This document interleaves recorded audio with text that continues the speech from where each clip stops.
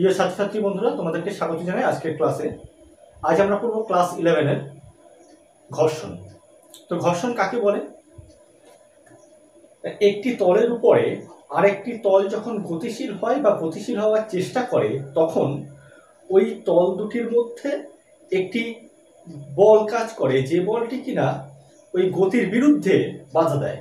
এই বলকে বলা হয় ঘর্ষণ বল। এই ঘর্ষণ বল কিভাবে সৃষ্টি হয় একটু বোঝা যাক। মনে করো যে একটি তলের উপরে একটি বস্তু আছে, এই বস্তুটির ভর m। তাহলে এই বস্তুটির ওজন mg সোজা নিচের দিকে কাজ করবে, আর এই তলের উপরে বস্তুটি থাকার জন্য এই তলটি বস্তুটির উপরে একটি লম্ব বল বা লম্ব প্রতিক্রিয়া প্রয়োগ করবে। সেই লম্ব প্রতিক্রিয়া বল মনে করি n। এখন একটি টেবিলের উপরে বা একটি বোর্ডের উপরে যদি একটি বস্তু এভাবে রেখে দেওয়া হয়, তাহলে বস্তুর ওজন নিচের দিকে কাজ করবে, এই বোর্ডটি বস্তুটির উপরে উপরের দিকে একটি লম্ব প্রতিক্রিয়া বল প্রয়োগ করবে। কিন্তু বস্তুটির কোনো রকম মুভমেন্ট হচ্ছে না, বস্তুটি এখানে স্থির অবস্থায় আছে। এখন নিউটনের প্রথম গতিসূত্র থেকে আমরা জানি স্থির বস্তু তখনই স্থির থাকে যদি বস্তুটির উপরে প্রযুক্ত বল শূন্য হয়। তাহলে নিশ্চয়ই এই বস্তুটির উপরে মোট প্রযুক্ত বল শূন্য। তাহলে আমরা বলতে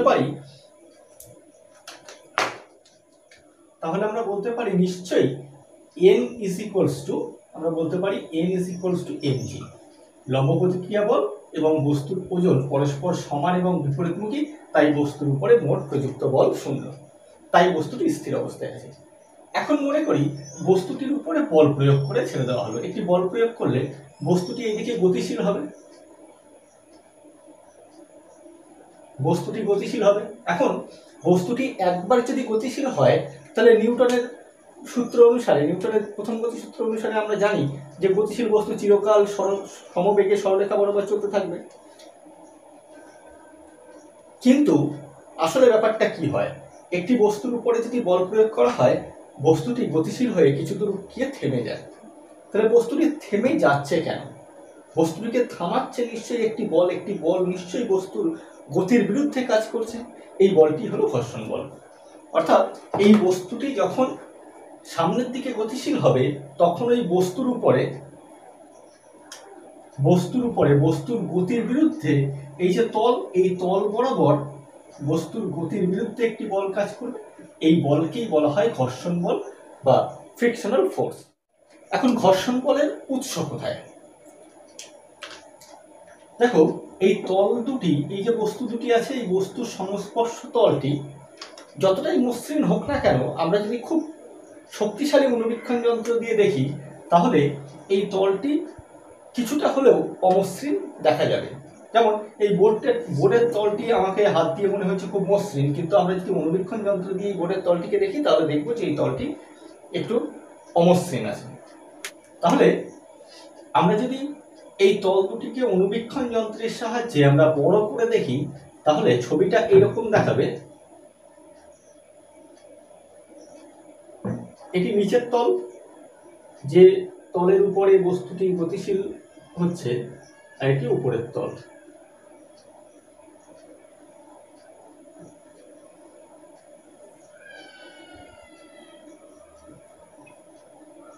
এই জায়গাটাকে আমরা বড় করে এখানে অনুবীক্ষণ যন্ত্রে দেখলে এরকম দেখা যাবে। এখন আগে মনে করা হতো যে এই অমসৃণ তল দুটির এই খাঁজে খাঁজে আটকে যাওয়ার ফলে ঘর্ষণ বলের সৃষ্টি হয়, কিন্তু বর্তমানে দেখা গেছে যে অনেকগুলি জটিল ঘটনার সমন্বয়ে এই ঘর্ষণ বলের সৃষ্টি হয়। যেমন এখানে আমরা যদি কতগুলো বিন্দু নিই, A1 বিন্দু, A2 বিন্দু, A3 বিন্দু, A4 বিন্দু, আমরা দেখব এই বিন্দুগুলিতে এই বস্তুটির অণু এবং এই তলের অণু খুব কাছাকাছি চলে এসছে। এর ফলে এই বিন্দুগুলিতে এই বস্তুর অণু এবং এই তলের অণুর মধ্যে আন্তঃআণবিক আকর্ষণ বল কাজ করবে, যাকে বলা হয় আসঞ্জন বল বা অ্যাডহেসিভ ফোর্স। এই ফোর্সই, এই আসঞ্জন বলই ঘর্ষণ বলের উৎপত্তির জন্য দায়ী। মনে রাখতে হবে, এই ঘর্ষণ বল এক ধরনের তড়িৎচুম্বকীয় বল, ইলেকট্রোম্যাগনেটিক ফোর্স। ঘর্ষণের প্রকারভেদ।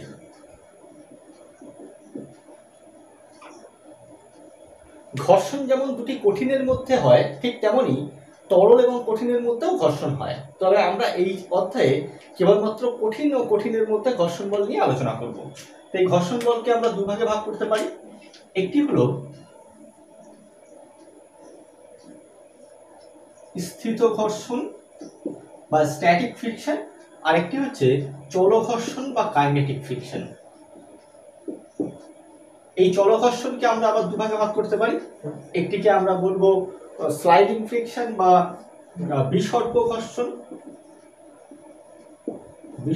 ঘর্ষণ, অর্থাৎ একটি তল আরেকটি তলের উপরে দিয়ে পিছলে যায়, স্লাইডিং ফ্রিকশন। আরেকটি হচ্ছে রোলিং ফ্রিকশন বা আবর্ত ঘর্ষণ। তাহলে ঘর্ষণকে আমরা কঠিনের মধ্যে ঘর্ষণকে দুভাগে ভাগ করতে পারি, একটি স্থিতি ঘর্ষণ, একটি চল ঘর্ষণ। স্থিতি ঘর্ষণ কাকে বলে? যদি এরকম হয় যে একটি তলের উপরে আরেকটি তল বা আরেকটি বস্তু আছে, এখন এই বস্তুর উপরে বল প্রয়োগ করছি, বস্তুটি গতিশীল হওয়ার উপক্রম করছে কিন্তু গতিশীল হচ্ছে না, সেই অবস্থায় এই তল দুটির মধ্যে একটি ঘর্ষণ বল কাজ করে, সেই ঘর্ষণ বলকে বলা হয় স্থিত ঘর্ষণ বল। আর চল ঘর্ষণ বা কাইনেটিক ফ্রিকশন কাকে বলে? যদি একটি বস্তু গতিশীল থাকে, সেই গতিশীল থাকা অবস্থায় ওই তল দুটির মধ্যে যে ঘর্ষণ বল কাজ করবে, সেই ঘর্ষণ বলটাকে বলা হয় চল ঘর্ষণ। চল ঘর্ষণকে দুভাগে ভাগ করা হবে, বিসর্প ঘর্ষণ অর্থাৎ বস্তু যদি পিছলে যায় তাহলে সেই রকম ঘর্ষণকে বলা হবে বিসর্প ঘর্ষণ, আর আবর্ত ঘর্ষণ অর্থাৎ বস্তু যদি গড়িয়ে চলে তাহলে এই যে ঘর্ষণ বলের উদ্ভব হয় সেটাকে বলা হবে আবর্ত ঘর্ষণ। তো আমরা প্রথমে আলোচনা করব স্থিত ঘর্ষণ এবং চল ঘর্ষণ, স্ট্যাটিক ফ্রিকশন এবং কাইনেটিক ফ্রিকশন। কাইনেটিক ফ্রিকশন বলতে এখানে মূলত আমরা বিসর্প ঘর্ষণ বা স্লাইডিং ফ্রিকশন নিয়ে প্রথমে আলোচনা করব। চলো একটি পরীক্ষার মাধ্যমে স্থিতি ঘর্ষণ এবং চল ঘর্ষণ বোঝা যাক। আমরা এখানে কি করেছি, টেবিলের উপরে একটি এম ভরের বস্তুকে রেখেছি। এখন এম ভরের বস্তুকে টেবিলের উপরে রাখলে কি হবে না, বস্তুটির ওজন নিচের দিকে কাজ করবে আর একটু লম্ব প্রতিক্রিয়া বল এর উপরের দিকে কাজ করবে। এই অবস্থায় এন সমান সমান এমজি, তাই বস্তুটি স্থির অবস্থায় আছে। এখন বস্তুটির উপরে অনুভূমিক দিকে বস্তুটির উপরে কোনো বল প্রযুক্ত হচ্ছে না, অর্থাৎ অনুভূমিক দিকে যদি আমি এদিকে বল প্রয়োগ করি, সেই প্রযুক্ত বল যদি শূন্য হয় তাহলে ঘর্ষণ বল নিশ্চয়ই শূন্য। ঘর্ষণ বল যেহেতু আমি বল ডান দিকে প্রয়োগ করছি, এই বস্তুটা গতির উপক্রম হবে ডান দিকে, অর্থাৎ বস্তুটির উপরে যদি ডান দিকে বল প্রয়োগ করি, বস্তুটি ডান দিকে গতিশীল হওয়ার উপক্রম করবে। সেই অবস্থায় ঘর্ষণ বল তার বিপরীত দিকে কাজ করার কথা। এখন প্রযুক্ত বল যদি শূন্য হয়, ঘর্ষণ বল শূন্য, তা না হলে এই বস্তুটির উপরে অনুভূমিক দিকে একটি লব্ধি বল কাজ করবে, যার ফলে বস্তুটি গতিশীল হবে। অর্থাৎ এখানে যে চারটা আমরা তৈরি করেছি, এফ মানে প্রযুক্ত বল, যদি প্রযুক্ত বল শূন্য হয় সেই সময় ঘর্ষণ বল শূন্য, যার ফলে রেজাল্ট্যান্ট ফোর্স 0 হবে। আরেকবার বলি, আমরা বল প্রয়োগ করব এই দিকে, তার ফলে ঘর্ষণ বল যেটি তৈরি হবে, সেই ঘর্ষণ বল তৈরি হবে এই সংস্পর্শ তল বরাবর প্রযুক্ত বলের বিপরীত দিকে। এখন যখন বল প্রয়োগ শূন্য, প্রযুক্ত বল শূন্য, তখন নিশ্চয়ই ঘর্ষণ বল শূন্য। তা না হলে এই দুটি বলের লব্ধি যদি শূন্য না হয়, রেজাল্ট্যান্ট যদি শূন্য না হয়, অর্থাৎ কোনো একটি বল যদি বেশি হয়ে যায়, বস্তুটি তো সেই দিকে গতিশীল হবে। কারণ নিউটনের প্রথম গতিসূত্র আমরা জানি, বস্তুর উপরে কোনো একদিকে যদি বল বেশি হয়ে যায় বা কোনো একদিকে যদি বল প্রযুক্ত হয়, বস্তু সেই দিকে গতিশীল হয়। এখন যদি এফ শূন্য থাকা অবস্থায় ঘর্ষণ বল উপস্থিত থাকে, তাহলে সেই ঘর্ষণ বলই তো বস্তুটাকে টেনে পেছন দিকে নিয়ে চলে আসবে। সুতরাং নিশ্চয়ই যখন প্রযুক্ত বল শূন্য তখন ঘর্ষণ বল শূন্য, যার ফলে মোট রেজাল্ট্যান্ট ফোর্স 0 হবে। এবং সেই অবস্থায় ব্লকটি কি থাকবে, ব্লকটি স্থির থাকবে। যেহেতু ব্লকটি স্থির অবস্থায় আছে, সেই অবস্থায় যেহেতু কোনো ঘর্ষণ বল কাজ করছে না, তাই এই অবস্থায় ঘর্ষণ বলের কোনো অস্তিত্ব নেই। অর্থাৎ স্থিতি ঘর্ষণ না গতি ঘর্ষণ বা চল ঘর্ষণ, কোনো রকম ঘর্ষণেরই অস্তিত্ব এখানে নেই। এবার মনে করি এই বলটির মান আস্তে আস্তে আমরা বাড়াচ্ছি, বলটির মান আমরা বাড়িয়ে করলাম 80 নিউটন। বলটির মান যখন 80 নিউটন, তখনও দেখলাম বস্তুটি গতিশীল হলো না। যেমন যদি আমরা টেবিলের উপরে একটি বস্তুকে রাখি আর সেই বস্তুর উপরে যদি অল্প একটু বল প্রয়োগ করি, বস্তুটি গতিশীল হয় না, কিন্তু বল কিছুটা প্রযুক্ত হলো। এখন এই প্রযুক্ত বল যখন 80 নিউটন, তখনই ব্লকটি গতিশীল হলো না। তার মানে কি, নিশ্চয়ই এই দিকে আমি 80 নিউটন বল প্রয়োগ করছি, উল্টো দিকেও একটা 80 নিউটন বল আছে, যার ফলে ব্লকটির উপরে অনুভূমিক দিকে রেজাল্ট্যান্ট ফোর্স শূন্য হচ্ছে, যার জন্য বস্তুটি গতিশীল হচ্ছে না। অর্থাৎ প্রযুক্ত বল 80 হলে ঘর্ষণ বল নিশ্চয়ই 80 হবে। তাই নেট ফোর্স শূন্য হয়, বস্তুটি স্থির থাকবে এই অবস্থায় 80 নিউটন ঘর্ষণ বল উৎপন্ন হলো, আর বস্তুটি স্থির অবস্থায় 80 ডাইন ঘর্ষণ বল উৎপন্ন হলো। বস্তুটি স্থির অবস্থায় আছে, তাই এক্ষেত্রে যে ঘর্ষণ সেটা হবে স্ট্যাটিক ফ্রিকশন। এই ফ্রিকশনকে বলা হবে স্ট্যাটিক ফ্রিকশন। এখানে আমরা ডাইনে বল প্রয়োগ করছি, ডাইন। এবার এই প্রযুক্ত বলের মান আমরা আরো বাড়ালাম, আরো বাড়িয়ে মনে করি আমরা করলাম 90 ডাইন। তখন দেখলাম যে বস্তুটি গতিশীল হলো না। তার মানে নিশ্চয়ই প্রযুক্ত বল আর ঘর্ষণ বলের মান এখনো সমান। ঘর্ষণ বলের মানও 99, যার ফলে রেজাল্ট্যান্ট ফোর্স শূন্য হবে, বস্তু স্থির থাকবে এবং এই ফ্রিকশনটাকে বলা হবে স্ট্যাটিক ফ্রিকশন। এবার যখন আমরা প্রযুক্ত বলের মানটাকে বাড়িয়ে 100 ডাইন করলাম, তখন বুঝতে পারলাম যে বল 100 ডাইনের থেকে সামান্য একটু যদি বল প্রয়োগ করি বস্তুটি গতিশীল হবে। অর্থাৎ 100 ডাইন বল প্রয়োগ করার সময় বস্তুটি গতিশীল হওয়ার উপক্রম করছে, কিন্তু বস্তুটি গতিশীল হয়নি। অর্থাৎ 100 ডাইনের থেকে সামান্য একটু বেশি বল প্রয়োগ করলেই বস্তুটি গতিশীল হবে। যেহেতু এখনো বস্তুটি গতিশীল হয়নি, তাহলে এই অবস্থাতেও প্রযুক্ত বল এবং ঘর্ষণ বলের মান সমান। এখনো ঘর্ষণ বলের মান 100 ডাইন, এখনো বস্তুটি স্থির আছে, তাই রেজাল্ট্যান্ট ফোর্স 0। বস্তুটি স্থির অবস্থায় আছে, তাই স্ট্যাটিক ফ্রিকশন। এইবার প্রযুক্ত বলের মান যখন আমরা 101 ডাইন করলাম, তখন বস্তুটি চলতে শুরু করলো। যেহেতু বস্তুটি চলতে শুরু করলো, তাহলে আমরা বলতে পারি যে এই অবস্থায় প্রযুক্ত বল এবং ঘর্ষণ বল সমান নয়। প্রযুক্ত বলের মান ঘর্ষণ বলের অপেক্ষা বেশি, অর্থাৎ এই ঘর্ষণ বলের মানের থেকে প্রযুক্ত বলের মান বেশি হয়ে গেছে। তাই বস্তুটি কি হচ্ছে? তাই বস্তুটি চলতে শুরু করেছে, ব্লকটি গতিশীল। এবং গতিটা কেমন গতি? না, বস্তুটি ত্বরণ নিয়ে চলতে শুরু করলো। এরকম অবস্থায় বস্তুটি যখন চলছে, এরকম অবস্থায় বস্তুর যে ঘর্ষণ তৈরি হবে সেটাকে আমরা বলবো কাইনেটিক ফ্রিকশন বা গতি ঘর্ষণ, গতীয় ঘর্ষণ বলা হবে। এবারে আসি, এখানে ঘর্ষণ বলের মান কত আমি একটু পরে বলবো, তার আগে আসি এবার এই প্রযুক্ত বলের মান যদি আমরা আরো কমিয়ে দিই। প্রযুক্ত বলের মান সাপোজ এরকম করলাম যে 80 ডাইন করলাম, তখন দেখলাম তখন বস্তুটি সমবেগে চলছে, সমবেগে গতিশীল। অর্থাৎ 101 থেকে কমিয়ে যখন আবার 100 করলাম তখনও ত্বরণ নিয়ে চলছে, যখন 101 থেকে কমিয়ে 90 করলাম তখনও ত্বরণ নিয়ে করছে। এভাবে কমাতে কমাতে যখন প্রযুক্ত বল গতিশীল অবস্থায় থাকা বস্তুটির উপরে প্রযুক্ত বল 80 ডাইন করলাম, তখন দেখলাম বস্তু সমবেগে চলছে। এখন বস্তু সমবেগে কখন চলে? বস্তু তখনই সমবেগে চলে বস্তুটির উপরে নেট প্রযুক্ত বল যদি 0 হয়। অর্থাৎ এই অবস্থায় নিশ্চয়ই ঘর্ষণ বলের মানও 80 ডাইন, ঘর্ষণ বলের মানও 80 ডাইন। তাই প্রযুক্ত বল এবং ঘর্ষণ বল সমান হওয়ায় নেট রেজাল্ট্যান্ট ফোর্স 0, তাই বস্তু সমবেগে চলছে। এরকম ফ্রিকশনকে আমরা বলবো কাইনেটিক ফ্রিকশন। তাহলে ব্যাপারটা কি দাঁড়ালো? তাহলে নিশ্চয়ই আমরা বলতে পারি যে বস্তুটিকে যদি গতিশীল করার আগে পর্যন্ত কোনো একটি বস্তুকে গতিশীল করার আগের মুহূর্ত পর্যন্ত প্রযুক্ত বল এবং ঘর্ষণ বলের মান সমান। যে মুহূর্তে বস্তুটি গতিশীল হবে সেই মুহূর্তে ঘর্ষণ বলের মান কিছুটা কমে যায়। এই যে ঘর্ষণ বলের মান কিছুটা কমে গেল, অর্থাৎ আগের ক্ষেত্রেও আমার ঘর্ষণ বলের মান 100 থেকে কমে হয়েছিল 80 ডাইন, তাই নেট ফোর্স হয়েছিল আমার 21 ডাইন। এই 21 ডাইন নেট ফোর্সের জন্য ত্বরণ নিয়ে চলছিল।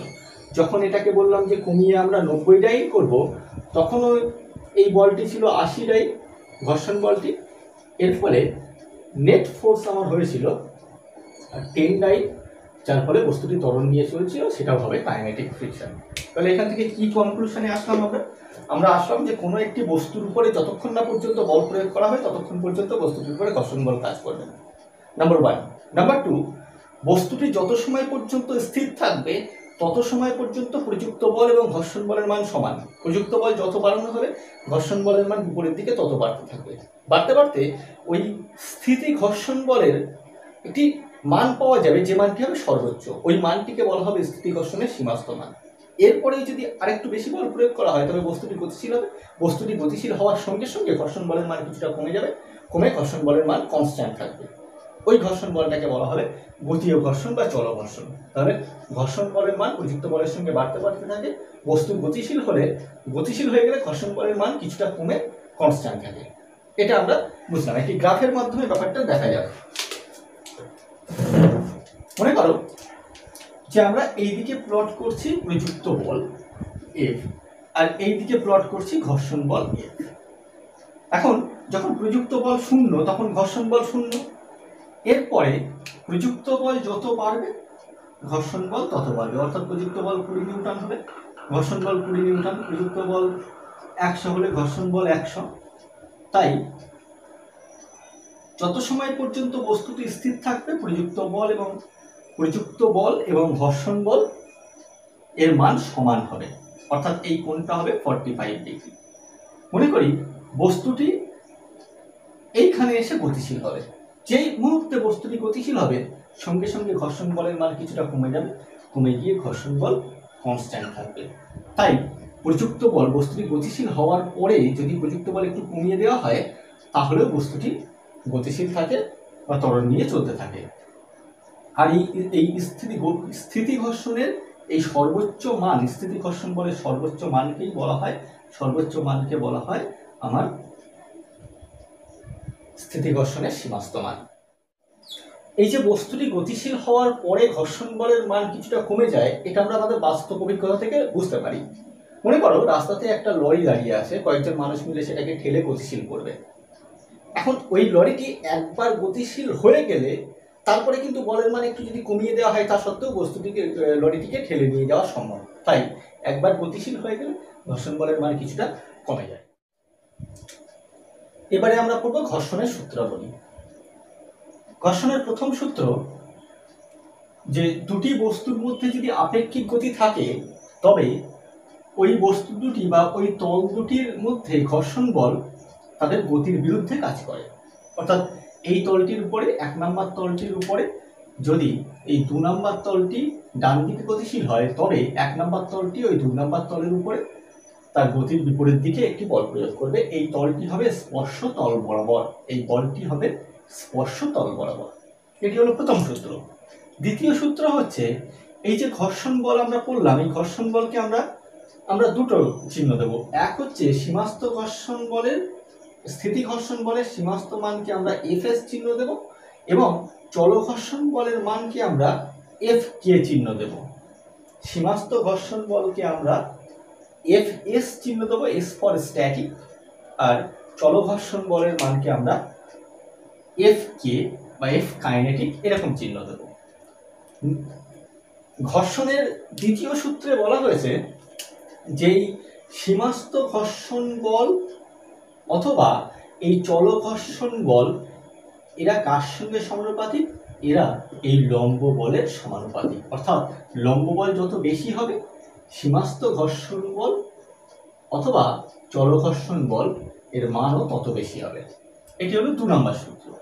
আর 3 নম্বর সূত্রে কি বলা হয়েছে? 3 নম্বর সূত্রে বলা হয়েছে যে ঘর্ষণ বল এই সংস্পর্শ তল দুটির ক্ষেত্রফলের উপরে নির্ভর করে না। 1 নম্বর ক্ষেত্রফলের উপর নির্ভর করে না, আর কিছুর উপর নির্ভর করে না, এদের গতিবেগের উপরেও নির্ভর করে না। এদের মধ্যে যে আপেক্ষিক গতিবেগ, সে আপেক্ষিক গতিবেগের উপরেও ঘর্ষণ বল নির্ভর করে না। এই তিনটি ঘর্ষণের মোটামুটি এই তিনটি সূত্র আছে। তো প্রথমে আমরা আসব স্থিতি ঘর্ষণ গুণাঙ্ক, তারপরে আমরা আসব চল ঘর্ষণ।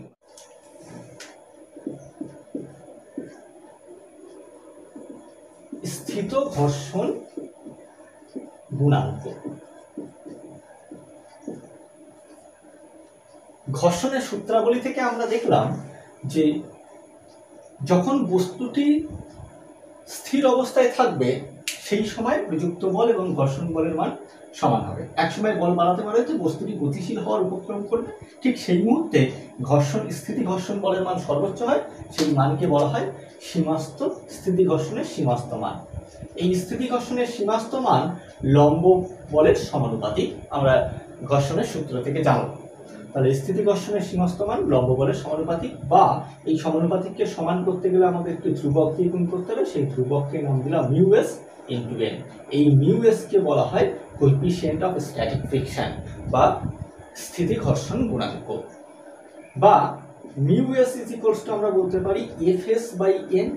তাহলে স্থিতিঘর্ষণ গুণাঙ্কের সংজ্ঞা এভাবে দেওয়া যেতে পারে যে স্থিতিঘর্ষণের সীমাস্ত মান এবং লম্ব বলের অনুপাতকে বলা হবে স্থিতিঘর্ষণ গুণাঙ্ক। যেহেতু ঘর্ষণ গুণাঙ্ক দুটি বলের অনুপাত, তাই ঘর্ষণ গুণাঙ্কের একক নেই কোনো, আর ঘর্ষণ গুণাঙ্কের মান সাধারণত একের কম হয়। এবারে আসি চল ঘর্ষণ গুণাঙ্ক।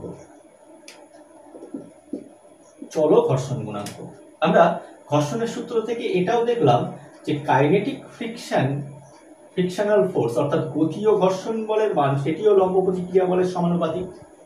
গতীয় ঘর্ষণ বল লম্ব প্রতিক্রিয়া বলের সমানুপাতিক, অর্থাৎ বস্তুটি যখন গতিশীল অবস্থায় আছে সেই সময় যে ঘর্ষণ বল কাজ করবে তাকে বলা হবে গতীয় ঘর্ষণ বল। সেই গতীয় ঘর্ষণ বল লম্ব প্রতিক্রিয়া বলের সমানুপাতিক।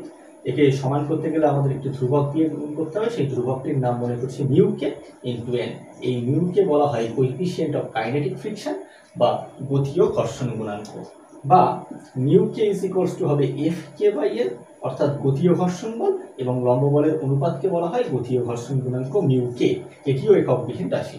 অবশ্যই mu K is less than mu S, অর্থাৎ স্থিতি ঘর্ষণ গুণাঙ্কের মান গতীয় ঘর্ষণ গুণাঙ্কের মানের থেকে বেশি হয়।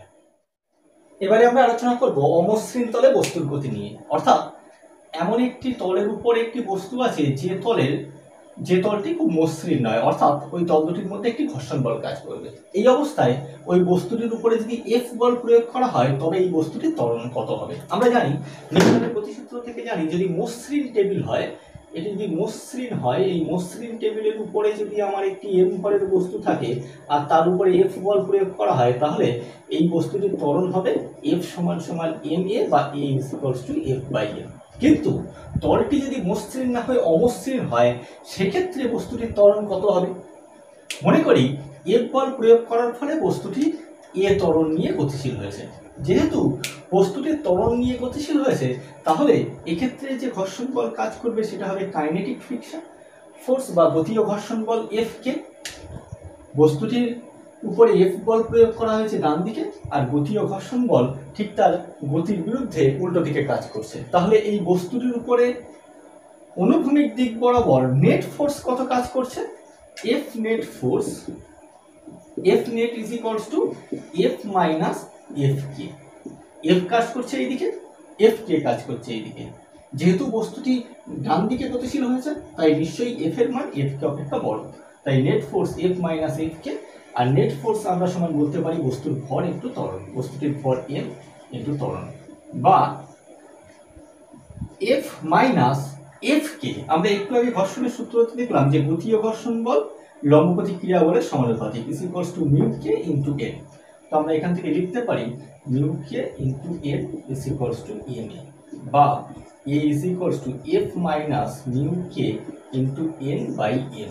এভাবে কোনো অমসৃণ তলের উপরে কোনো বস্তুর উপরে এফ বল প্রয়োগ করা হয় তাহলে সেই বস্তুর ত্বরণ কত হবে আমরা এখানে নির্ণয় করতে পারি। অবশ্যই ওই বস্তুটির তল এবং ওই টেবিলের তল বা যে তলের উপরে বস্তুটি গতিশীল হচ্ছে সেই দুটি তলের মধ্যে চলঘর্ষণ গুণাঙ্কের মান আমাদেরকে জানতে হবে। এখন আমরা আলোচনা করব ঘর্ষণ কোণ এবং ঘর্ষণ শঙ্কু নিয়ে। মনে করি যে একটি অমসৃণ টেবিলের উপরে এম ভরের একটি বস্তু আছে। এই বস্তুটি যদি ডান দিকে যাওয়ার উপক্রম করে তাহলে এই বস্তুটির উপরে স্পর্শতল বরাবর বাঁ দিকে ঘর্ষণ বল এফ কাজ করবে। আবার বলি, বস্তুটি যদি ডান দিকে যাওয়ার উপক্রম করে তাহলে ঘর্ষণ বল স্পর্শতল বরাবর বাঁ দিকে কাজ করবে। আর যে তলের উপরে বস্তুটি আছে ওই তলটি কি করবে? ওই তলটি এই বস্তুর উপরে একটি লম্ব বল এন প্রয়োগ করবে। এখন এই লম্ব বল বা লম্ব প্রতিক্রিয়া এবং ঘর্ষণ বল এই দুটোর লব্ধি যদি আমরা বার করি তবে লব্ধিটা কেমন হবে? আমরা যদি প্যারালেলোগ্রাম ল এর মাধ্যমে বার করতে চাই তাহলে কি হবে? এই কর্ণটা হবে এই যে কর্ণ তৈরি হলো, এই কর্ণটি হবে আমার লব্ধি লম্ব প্রতিক্রিয়া বল এবং ঘর্ষণ বলের লব্ধি। এটাকে আমরা বলবো কিউ বা লব্ধি প্রতিক্রিয়া বল। তাহলে লব্ধি প্রতিক্রিয়া বল কাকে বলা হবে? যেহেতু আবার বলি, যেহেতু ঘর্ষণ বল একটি প্রতিক্রিয়া বল আর এন হচ্ছে এটিও একটি লম্ব প্রতিক্রিয়া বল, তাহলে এই দুটি প্রতিক্রিয়া বল, একটি হলো ঘর্ষণ বল আর একটি হলো লম্ব বল, এই দুটি প্রতিক্রিয়া বলের লব্ধিকে আমরা বলবো লব্ধি প্রতিক্রিয়া বল ফোর্স। এই লব্ধি প্রতিক্রিয়া বল লম্ব বলের সঙ্গে যে কোণ করে সেই কোণটাকে বলা হবে ঘর্ষণ কোণ। তাহলে ঘর্ষণ কোণ কাকে বলা হয় না, ঘর্ষণ বল এবং লম্ব প্রতিক্রিয়া বল এই দুটি বলের লব্ধি লম্ব প্রতিক্রিয়া বলের সঙ্গে যে কোণ করে সেই কোণটাকে বলা হবে ঘর্ষণ কোণ, বা সংক্ষেপে বলতে গেলে লব্ধি প্রতিক্রিয়া বল লম্ব প্রতিক্রিয়া বলের সঙ্গে যে কোণ করে তাকে বলা হবে ঘর্ষণ কোণ। এখন এন এবং এফ এর লব্ধি যদি কিউ হয়, আমরা এই কিউকে আবার দুটো রূপাংশে ভাগ করতে পারি। যেহেতু এই কোণটি ল্যামডা, তাহলে আমরা বলতে পারি কিউ এর এই দিকের রূপাংশ হবে কিউ কস ল্যামডা আর কিউ এর এফ বরাবর রূপাংশ হবে কিউ সাইন ল্যামডা। এখন দেখো এফ আর এন মিলে কিউ হয়েছিল, আবার কিউ কে ভেঙে Q cos lambda Q sine lambda হলো, তাহলে নিশ্চয়ই আমরা বলতে পারি এন সমান সমান Q cos lambda, N is equals to Q cos lambda আর F is equals to Q sine lambda. তাহলে মিউ ইজ ইকুয়ালস টু, যদি বস্তুটি স্থির অবস্থায় থাকে তবে আমরা এই এফ কে বলতে পারবো এফ এস, এফ কে আমরা বলতে পারবো এফ এস অর্থাৎ স্ট্যাটিক ফ্রিকশনাল ফোর্স।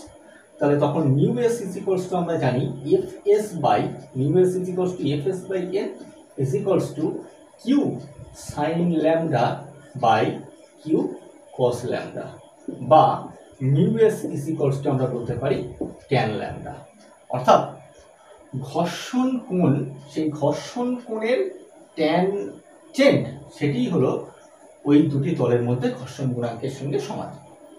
আবার যেহেতু এটি একটি সামান্তরিক, তাই সামান্তরিকের এই বাহুটির দৈর্ঘ্য এন, এই বাহুটির দৈর্ঘ্য এফ বা এফ এস, তাহলে এই বাহুটির দৈর্ঘ্য হবে এফ এস। তাহলে এই যে সামান্তরিক, এই যে সমকোণী ত্রিভুজটি পেলাম, এই সমকোণী ত্রিভুজ থেকে আমরা বলতে পারি যে Q is equals to root over N square plus F S square. এখান থেকে আমরা লব্ধি প্রতিক্রিয়া বলের মান নির্ণয় করতে পারি। যদি আমরা ঘর্ষণ বলের মান এবং এখানে এস না দিয়ে আমরা শুধু এফও দিতে পারি, কারণ যখন বস্তুটির উপরে প্রযুক্ত বল ততটাও বেশি নয় যে বস্তুটি গতিশীল হওয়ার উপক্রম করবে, সেই মুহূর্তে তো এই ঘর্ষণ বলের মানটা সীমাস্থ ঘর্ষণ বলের মানের থেকে কম, তো সেক্ষেত্রেও কিন্তু এই ফর্মুলাগুলি প্রযোজ্য। তো এখন সেক্ষেত্রে আমরা লিখতে পারি Q is equals to root over N square plus F square. এখন প্রযুক্ত বল বাড়লে কি হবে, প্রযুক্ত বল বাড়লে এই ঘর্ষণ বলটা বাড়বে, ফলে আমার ঘর্ষণ কোণের মানও তখন বাড়বে। অর্থাৎ যখন সীমাস্থ ঘর্ষণ বল নেব সেই সময় ঘর্ষণ কোণের মান সব থেকে বেশি হবে, চলঘর্ষণের ক্ষেত্রে ঘর্ষণ কোণের মান আবার একটু কমে যাবে। ঘর্ষণ কোণের এই সর্বোচ্চ মানকে বলা হবে সীমাস্থ ঘর্ষণ কোণ। এবারে আসি আমরা ঘর্ষণ সংকুল। দেখো আমরা এখানে একটি বস্তু নিলাম, এই বস্তুটির উপরে যখন আমরা এইদিকে বল প্রয়োগ করব, তখন ঘর্ষণ বল এইদিকে কাজ করবে আর লম্ব প্রতিক্রিয়া বল এইদিকে কাজ করবে। তাহলে লম্ব প্রতিক্রিয়া বল এবং ঘর্ষণ বল এইদিকে, এই দুটো লব্ধি কাজ করবে এদিকে এই বরাবর। আবার যদি বস্তুটির উপরে আমরা আমার দিকে বল প্রয়োগ করি, আমার দিকে টেনে আনি, তখন ঘর্ষণ বল কাজ করবে ওইদিকে, লম্ব বল এইদিকে কাজ করবে, তখন লম্ব বল আর ঘর্ষণ বলের লব্ধি তখন কাজ করবে এই বরাবর। অর্থাৎ আগে লব্ধি প্রতিক্রিয়া বল এইদিকে কাজ করছিল, এখন লব্ধি প্রতিক্রিয়া বল এইদিকে কাজ করছে। আবার যদি আমরা প্রযুক্ত বল এই বস্তুটাকে আমরা এইদিকে টানি, তোমাদের দিকে টানি, তাহলে কি হবে, সেক্ষেত্রে ঘর্ষণ বল কাজ করবে এইদিকে আর লম্ব বল এইদিকে কাজ করবে, তাই লম্ব বল আর ঘর্ষণ বলের লব্ধি প্রতিক্রিয়া বল এইদিকে কাজ করবে। তাহলে যদি আমরা প্রযুক্ত বলকে ওই তলের উপরে রেখে বিভিন্ন দিকে প্রয়োগ করি, তখন কি হবে, ওই যে লব্ধি প্রতিক্রিয়া বল, সেই লব্ধি প্রতিক্রিয়ার বলটা দেখা যাবে যে একটি শঙ্কুর তলের উপরে পড়ছে। অর্থাৎ এই তলের উপরে যখন এই বস্তুটি আছে, এই বস্তুটির উপরে লম্ব বল এইদিকে কাজ করছে এন। যখন বস্তুটির উপরে আমরা এইদিকে বল প্রয়োগ করব, তখন ঘর্ষণ বল কাজ করবে এইদিকে। এই ঘর্ষণ বল আর লম্ব বল, এই দুটো লব্ধি বা লব্ধি প্রতিক্রিয়া বল তখন কাজ করবে এইদিকে। আবার যদি প্রযুক্ত বল আমরা ওইদিকে প্রয়োগ না করে প্রযুক্ত বলটা এইদিকে প্রয়োগ করতাম, ওই ব্লকটাকে আমরা এইদিকে টানতাম, সেক্ষেত্রে ঘর্ষণ বল কাজ করতো এইদিকে। তখন ঘর্ষণ বল আর এই লম্ব বল এর লব্ধি অর্থাৎ লব্ধি প্রতিক্রিয়া বল তখন কাজ করতো এইদিকে। একই রকম ভাবে এই ব্লকটিকে যখন আমরা এইদিকে টানবো, তখন কি হবে, তখন ঘর্ষণ বল এই বোর্ডের ভিতরের দিকে কাজ করবে, সেক্ষেত্রে লব্ধি প্রতিক্রিয়া বল বোর্ডের ভিতরের দিকে কাজ করবে। দেখা যাবে যে এই লব্ধি প্রতিক্রিয়া বল কিউ, সেটি কি হবে, সেটি একটি শঙ্কুর পৃষ্ঠতলের উপরে পড়বে। অর্থাৎ এইটা যদি লব্ধি প্রতিক্রিয়া বল হয়, প্রযুক্ত বলের দিক পরিবর্তন করার সঙ্গে সঙ্গে ওই তল বরাবর প্রযুক্ত বলের দিক পরিবর্তন করার সঙ্গে সঙ্গে এই লব্ধি প্রতিক্রিয়া বলটি একটি একটি শঙ্কুর উপরিতলের উপরে যে কোনো জায়গায় অবস্থান করবে। এই শঙ্কুটাকে বলা হবে ঘর্ষণ শঙ্কু, আর এই শঙ্কুটাকে বলা হবে ঘর্ষণ শঙ্কু। আর এই শঙ্কুর অর্ধ শিরোকোণ, এই অর্ধ শিরোকোণকে বলা হবে ঘর্ষণ কোণ ল্যাম্ডা। এখন আমরা আলোচনা করব স্থিতিকোণ বা বিরাম কোণ নিয়ে।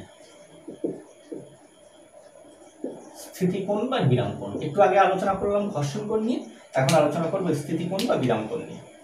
মনে করো আমার কাছে একটি নততল আছে, তাহলে নততল যদি থাকে, নততলের নতিকোণ কোণটা বলা হবে। এই নততলটি অনুভূমিকের সঙ্গে যে কোণ করবে, অর্থাৎ এটা অনুভূমিক দিক হলে এই অনুভূমিকের সঙ্গে যে কোণ করবে সেই কোণটাকে বলা হবে নততলের নতিকোণ। ছবিতে বোঝার চেষ্টা করি। এই নততল, এই নততলটি অনুভূমিকের সঙ্গে যে কোণ করবে তাকে বলা হবে নততলের নতিকোণ। এই নতিকোণকে আমরা এখানে ধরি থিটা। এখন একটি নততলের উপরে একটি বস্তু রাখা হলো। বস্তু রেখে নততলের নতিকোণের মান আস্তে আস্তে আস্তে আস্তে বাড়ানো হচ্ছে। নততলের নতিকোণের মান আস্তে আস্তে বাড়াতে থাকলে দেখা যাবে যে নতিকোণের একটি নির্দিষ্ট মানে বস্তুটি পড়ার উপক্রম করবে, কিন্তু পড়বে না। নতিকোণের মান যদি আর সামান্য একটু বাড়ানো হয়, তবে বস্তুটি নিচের দিকে পড়বে। নততলের এই নতিকোণের সর্বোচ্চ যে মানের জন্য বস্তুটি নিচের দিকে পড়ার উপক্রম করে কিন্তু পড়ে না, সেই মানটিকে বলা হয় স্থিতিকোণ বা বিরাম কোণ। অর্থাৎ যদি নততলের এই নতিকোণের মানটা স্থিতিকোণ বা বিরাম কোণের থেকে বেশি হয়, তবে কি হবে, বস্তুটি নিচের দিকে গড়িয়ে পড়বে, নিজের ওজনের জন্য নিচের দিকে গড়িয়ে পড়বে। তাহলে নততলের উপরে কোনো একটি বস্তু রাখা হলো, নততলের উপরে বস্তু রেখে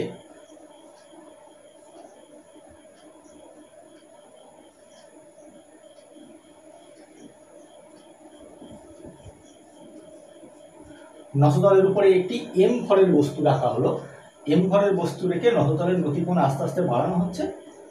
বাড়ানোর ফলে একটা সময় দেখা যাবে এই নতিকোণের একটি নির্দিষ্ট মানের জন্য বস্তুটি নিচের দিকে পড়ার উপক্রম করছে, কিন্তু পড়ছে না।